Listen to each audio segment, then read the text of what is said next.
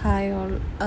ഇന്ന് ഞാൻ ദൈവത്തിനെ പറ്റിയിട്ടും ദൈവത്തിൻ്റെ കഥകളും ഒന്നുമല്ല ഞാൻ പറയുന്നത്. കാരണം എൻ്റെ ലൈഫിൽ നടന്ന കുറച്ച് കാര്യങ്ങളൊക്കെയാണ് എന്താ പറയുക, എൻ്റെ ലൈഫിലിപ്പോൾ നടന്നുകൊണ്ടിരിക്കുന്ന കാര്യങ്ങളെ പറ്റിയിട്ടൊക്കെയാണ്. ഞാൻ എന്നും രാത്രി കരയാറുണ്ട്. എന്താ അറിയില്ല, ഞാൻ എന്നും രാത്രി കരയാറുണ്ട്.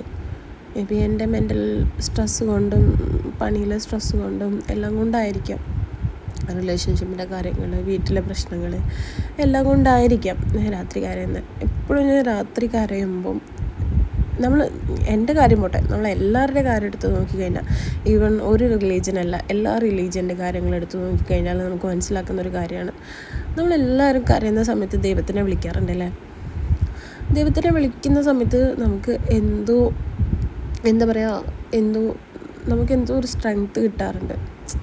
നമ്മൾ എത്ര ദൈവത്തിനോട് എന്ത് കുറ്റം പറഞ്ഞാലും, ദൈവമേ എന്തിനാണ് എനിക്ക് ഇത്ര സങ്കടം തന്നത്, എന്തിനാണ് ഞാൻ എന്തിനാണ് ജനിച്ചത്, ഞാൻ എന്തിനാണ് ഇത്ര വിഷമങ്ങളിങ്ങനെ എന്താ പറയുക അനുഭവിക്കുന്നത്, ഇങ്ങനെയൊന്നും എൻ്റെ ലൈഫിൽ മാത്രം എന്താ നടക്കുന്നത്. അപ്പോൾ എല്ലാവരും, ഞാൻ ഉൾപ്പെടെ എല്ലാവരും പറയുന്ന വാക്കുകളാണ്, എൻ്റെ ലൈഫിൽ മാത്രം എന്താ ഇത്ര വിഷമങ്ങൾ, ഞാൻ മാത്രം എന്താ ഇത്ര വിഷമങ്ങൾ അനുഭവിക്കുന്നതെന്നൊക്കെ ഉള്ളത്.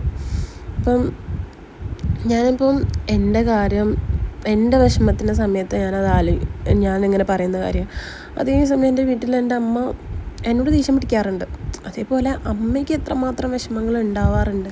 അപ്പം അമ്മ ഇതുപോലെ തന്നെ പറയുന്നത് ഞാൻ കേട്ടിട്ടുണ്ട്. അതേപോലെ ചുറ്റുമുള്ള ആൾക്കാർ പറയുന്നത് കേട്ടിട്ടുണ്ട്. നമ്മൾ എത്ര വിഷമം ഉണ്ടായാലും, എത്ര സന്തോഷം, ഇപ്പം നമ്മളിപ്പം വളരെയധികം സന്തോഷിച്ചുകൊണ്ടിരിക്കും, ദൈവമേ എന്നെ കാത്തല്ലോ, അല്ലെങ്കിൽ ദൈവമേ ഇത് എനിക്ക് തന്നല്ലോ എന്നൊക്കെ നമ്മൾ പറയാറുണ്ട്. ദൈവത്തിന് അത്ര അടുത്ത് നിൽക്കുന്ന വ്യക്തികളങ്ങനെ പറയാറുണ്ട്, ഞാൻ പറയാറുണ്ട്.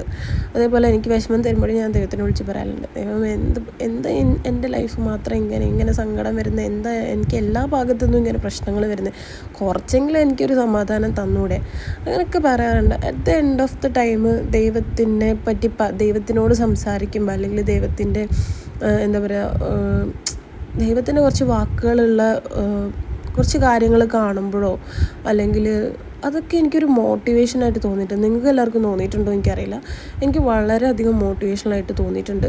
കാരണം ഞാൻ അത്രയും ഡിപ്രസ്ഡായിട്ട് കരഞ്ഞുകൊണ്ടിരിക്കുന്ന സമയത്ത്, ഇപ്പം വേണമെങ്കിൽ സീരിയൽസിലോ, അല്ലെങ്കിൽ ഇപ്പം എന്താ പറയുക, ആരെങ്കിലും ഉണ്ടാക്കിയ റീൽസിലോ എന്തെങ്കിലും ആയിക്കോട്ടെ, ഏതെങ്കിലും ഒരു ഇതിൽ കൂടെ നമുക്ക് ദൈവത്തിൻ്റെ എന്തെങ്കിലും കാണുമ്പോൾ, നമ്മളിപ്പം കുഞ്ഞെ നിനക്കൊന്നും പറ്റത്തില്ല, ഞാൻ നിൻ്റെ കൂടെ ഉണ്ട്, ഇതെല്ലാം ഒരു പരീക്ഷണമാണ്, നിനക്കൊന്നുമില്ല, നിൻ്റെ കൂടെ ഞാനുണ്ട്, ഇതൊക്കെ പരീക്ഷണമാണ്, ഇതിലും നല്ല ജീവിതം നിനക്കുണ്ടാവും എന്നുള്ളത് ഏതെങ്കിലും ഒരു വാക്കുകൾ, അല്ലെങ്കിൽ ഇത് നിൻ്റെ ലൈഫിൽ നടക്കുന്നുണ്ട്, ഞാൻ നിനക്ക് ഇത് തന്നതാണ്, ഇതൊക്കെ മുൻകൂട്ടി നീ അറിഞ്ഞിരിക്കണം, നീ ഈ സങ്കടങ്ങളൊക്കെ നീ അനുഭവിച്ചാലേ നിനക്ക് ഭാവിയിൽ നല്ലതേ ഉണ്ടാവുള്ളൂ. അങ്ങനെ എന്തെങ്കിലും ഒരു മോട്ടിവേഷണലായിട്ടുള്ളൊരു കാര്യങ്ങൾ വരുമ്പോൾ നോർമലി നമുക്കൊരു സമാധാനം ഉണ്ടാവാറുണ്ട്, അല്ലെങ്കിൽ നമ്മൾ പൊട്ടി കരഞ്ഞു പോകാറുണ്ട്. സത്യം പറഞ്ഞാൽ എൻ്റെ ലൈഫിലുണ്ടായ കാര്യങ്ങളൊക്കെയാണിത്. ഇങ്ങനെയൊക്കെ വീഡിയോസൊക്കെ കാണുമ്പോൾ, അല്ലെങ്കിൽ ഇങ്ങനെയൊക്കെ വോയിസസൊക്കെ കേൾക്കുമ്പോൾ ഞാൻ പൊട്ടിക്കരയും.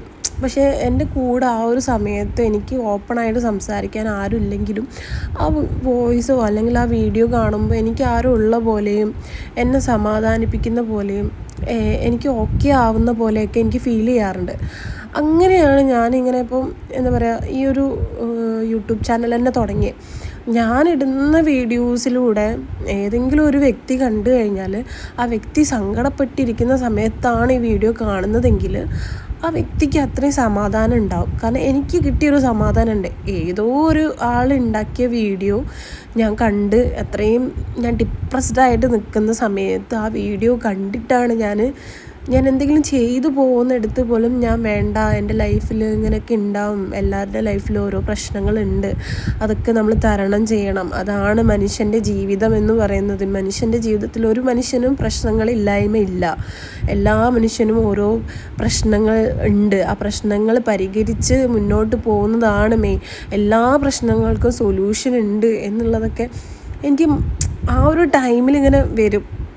അപ്പോൾ എൻ്റെ വീഡിയോസിലൂടെ ഇതുപോലെ എനിക്ക് കിട്ടിയൊരു സാന്ത്വനം ഒരാൾക്കെങ്കിലും കിട്ടിയിട്ടുണ്ടെങ്കിൽ, ഒരാൾക്കെങ്കിലും ഒക്കെ ആയിട്ടുണ്ടെങ്കിൽ എന്നുള്ളത് കൊണ്ട് മാത്രമാണ് ഞാൻ ഈ യൂട്യൂബ് ചാനൽ തുടങ്ങിയത്.